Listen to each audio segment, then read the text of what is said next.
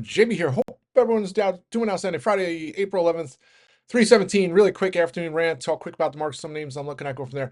S&P right up to that 535 again, up 1.8%. Choppy morning. SPY came all the way down to 520. And, it was almost like if we broke through that, it felt like we were going to have a little deja vu from yesterday, but that wasn't the case. Some other things to note, I mean, crypto, right? So Bitcoin, which was strong the not last week, but the week before, had a little hiccup last week, and then this week it's up again. So it's almost like I said it was almost like a proxy over the weekend. If you're trying to determine where maybe the market might be heading into the start of the week on a Monday, it seems like Bitcoin is almost like a gauge, right? And strong again today. So I don't know if that's something going forward to continue to look at. My thoughts. I mean, obviously gold's at all-time highs here. Uh, so I'm not one to op in on gold too much here because I've been wrong the last couple of years, especially. But anyway, needless to say, not much in the way of headlines. Was first it's someone came out saying that the Fed is absolutely ready to address concerns if yields and treasuries and that whole market comes under pressure. Who knows? I'm hoping there's not going to be emergency meeting over the weekend. That'd be a little scary, right? You don't want that, but at least let the market know that hey, they're not just sitting on their hands doing nothing. Like Powell made it almost seem like they were going to do in his last comments. So I think that all bodes well. And then you also have comments. It's fine. I mean, you hear Jamie Dimon, but you don't hear Tim Apple, right? I'm kind of being a little sarcastic there because that's what Trump calls him. But you don't hear much in regards to Apple, Zuckerberg. To me, Apple's probably the most important, right? When Apple did that investment of 500 billion in the U.S., you would think they did it. You hate to say it, but for maybe getting a waiver on tariffs, right? An exemption, and there really hasn't been that much discussion, right? And then you have reports that they flew out 5 jumbo jets of iPhones out to the U.S. to avert tariffs in India. Uh, so it's surprising you don't hear more in regards to some of these CEOs. If there's really some major concerns, you would think, right? You would think there would be some, they'll be on the phone, right? Who cares? I mean, you do care about the other countries, but first and foremost, the U.S. countries are going to be impacted. So, uh, yeah, we'll have to see how this all plays out. But I think you'll continue to see more headlines, and hopefully there's more, especially Vietnam, Japan, the EU. If some of those get worked out, I think maybe, and I'm not saying we're going to hit all-time highs by any means in the next coming weeks, but maybe we can get some tradable ranges start getting tighter, and then find names that might outperform or do well, right? Some of the names I've liked before, like the Caterpillars of the day, URI, GWW, maybe. Uh, some of the other oversold names. And of course, I like names that'll do well if tariffs are worked out in Vietnam, the Wayfarers, Restoration Hardwares, even outside of that, some of these garment names or, Deckers and so on and so forth. So that's kind of overall market. Another, inside Wednesday day. Today's not an inside day because we're above yesterday's highs, although we did gap lower. So, but I think as long as we hold that up, I mean, I know it's somewhat boring, but at least our trading range is not 7-8%. I think that'll bode well for into next week. So that's that. Some concerning things too. The market was up 1%, the VIX was over 40 and in the green. So there's still definitely some angst there. But all things considered, S&P is gonna be up like 5% on a week if things stay like this. The Nasdaq will be up like 6-7%. So at least we recoup some of the losses, and then maybe next week, I mean, one of those weeks we start putting a floor in. Some of the uncertainty comes out of the market, right? We start getting more earnings. We had J.P. Morgan this morning, which bested expectations, in line guidance. Next week, Goldman Spectacular in the morning on Monday. Then Tuesday morning, you have some more of the banks, Citigroup. I'm trying to think of the other one. We already had Wells Fargo. Bank of America, excuse me, which usually I think they have the largest book of mortgages, right? So that'll be a big one. You have Johnson and Johnson, and then you have Netflix next week. ASML too. ASML put a big dink in some of the semis last quarter and the quarter before. So they report, I think, Wednesday. Well, they're what are they? Austrian? What country? I forget what country they're in. Belgium, but they report overnight. So I don't know if that'll be Wednesday morning or Wednesday afternoon. And then also you get Netflix, and Netflix reports Thursday after the close. The thing is, markets are closed Friday, so Rarely, I can't recall a time when Netflix reported earnings and then the market. It's like reporting Sunday. It's almost like Berkshire Hathaway's earnings, right? Or reporting earnings after the close on a Friday. It's just interesting. So hopefully, strong report and yeah. All right, so that's kind of overall market. Just some individual names and first I'll talk really quick about strategy. And I've in February and March, I was trying to do some Friday lottos on the downside for strategy. And then with Bitcoin going, I'm like, this thing, it's held up well, relatively well, considering all the risk going on, right? The risk off environment. And then you see it rallying. And I'm like, today, it's in the 280s. And at the open, I guess I take it with a grain of salt because I was looking to get 310s and 315s at the open. And then I passed and those came down. Then it dropped back down to 280. Then I was looking at the 310s. It spiked. I passed. It went back down to the 280s again. And then I finally went and got those 305s. So they were looking great. It was breaking 290, got up to 292, and then it was chopping around. And then every time it went from 292 down to 290, the calls were less. Then it went back up to 291.50 and went back down to 290. My calls were even less. So I didn't want to be in a spot where it drops to 282 again and then the calls just get destroyed. So sure enough, I lock them in for a loss and it goes on a tear. And then within a matter of like an hour and a half, those calls are up 400%. What are you going to do?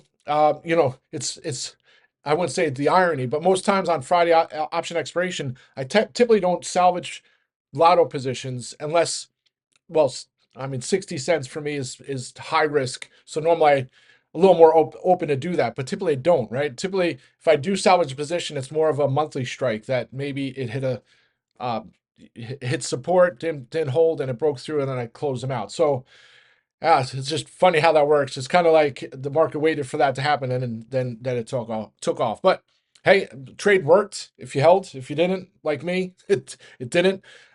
But interesting. Again, like with the Bitcoin, seeing it hold up, it's kind of like in the back of my head. I mean, you could take it as a bad thing that here's a currency that's not based on governments, right? It's one of those things where you can look at and say, yeah, well, if the U.S. defaults on its debt, Bitcoin would still be there possibly, right? Because it's not tied to the U.S. dollar. Well, you know, you kind of get what I'm saying. So you could take it as a good thing because it used to be a risky asset, I guess you would call it, because it used to, if we were sold off, Bitcoin would be down 10, 15%. It's not the case anymore. So maybe it's decoupled from that kind of stuff. All right.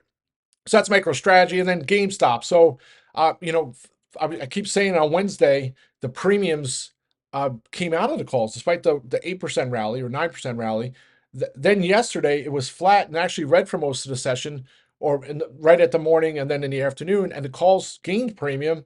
And then the same thing happened again this morning. So I'm like, the next time this happens, I'm going to take the rest of my April strikes off because they expire next week. So obviously, I mean, could it get over 29 bucks in the coming next couple of days? Sure enough, but I figured since I already have the May strikes, lock those in, and then I went out and got later in the day the May strikes, which had gained premium substantially.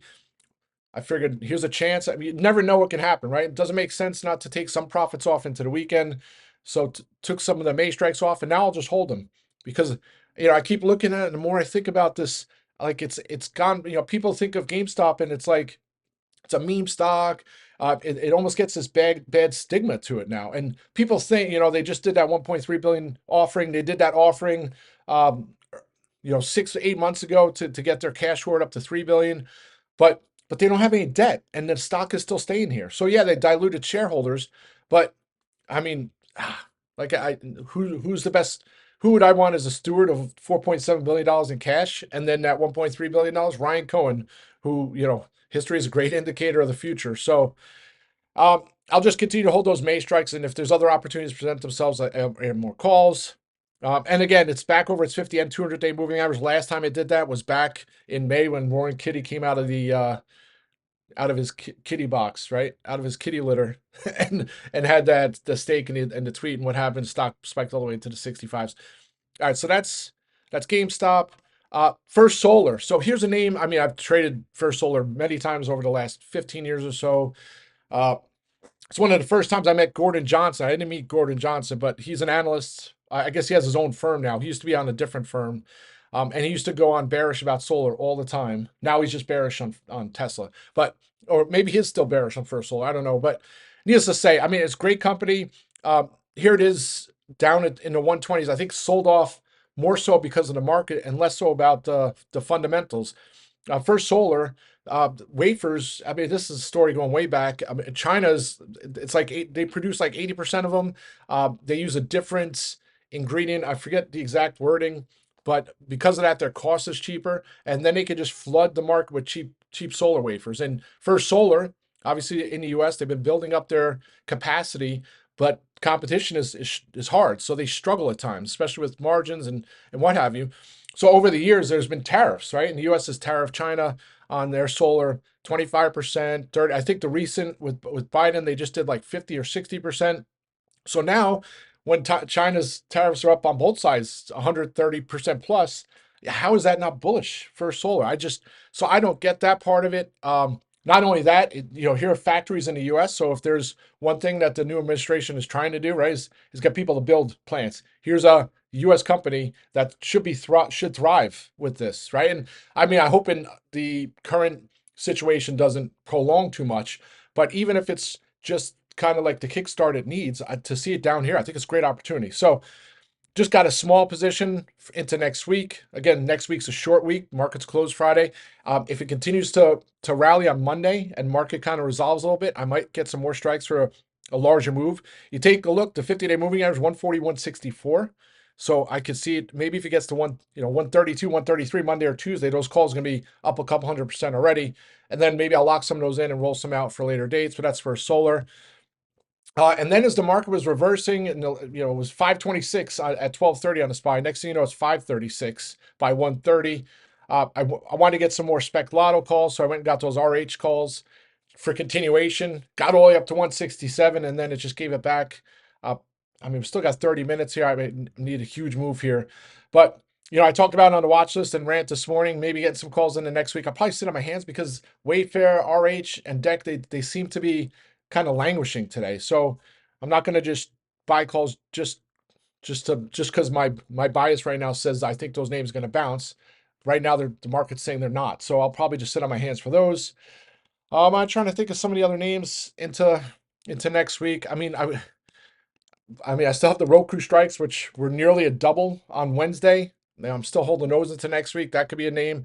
I always say, uh, sympathy and trade into Netflix. So unfortunately, Netflix reports Thursday after the close. So maybe I'll have to get some other strikes. But for now, I'll sit on my hands. And then the other side, take a look at BIDU today, right? So I mean, I still have strikes on BIDU into next week, but they're kaput pending any crazy news. I think if U.S. and China resolve this trade dispute, the tariff dispute, I mean, I see like some of these China ADRs will be up 15, 20% in a day, just like some of the stocks were on Wednesday. So you see it here today, up 5.5%. And this is not only after what's going on with China and US back and forth, it's also where you have more rumblings, because this always happens, that China ADR stocks are going to get delisted, right? So if you don't know the whole backstory with China ADRs, they do not have the same standard of financial accounting that US stocks do. There's a big four accounting auditing firm that audits all the China ADR stocks, and if you read any filing from a China ADR, it's unaudited financials, right? So if you're unaudited, the only companies that have unaudited financials are penny stocks, right? I mean, so that's what's the crazy part about the China. They are not held to the same standard, and if costs associated with doing filings and everything you need to do on a quarterly basis with the SEC, it's expensive. So anyway, needless to say, this is not the first time there's been rumblings that they're going to delist them. And then you see the stock reacting like it is today. I'm like, wow, if I had any confidence that there'd be a resolution, I might get some more calls. But I still have those strikes into next week. So if there's some crazy news, I could see BIDU over $100, but I've been saying that for a while anyway. All right, folks, have a great weekend. I'll be back rock and roll.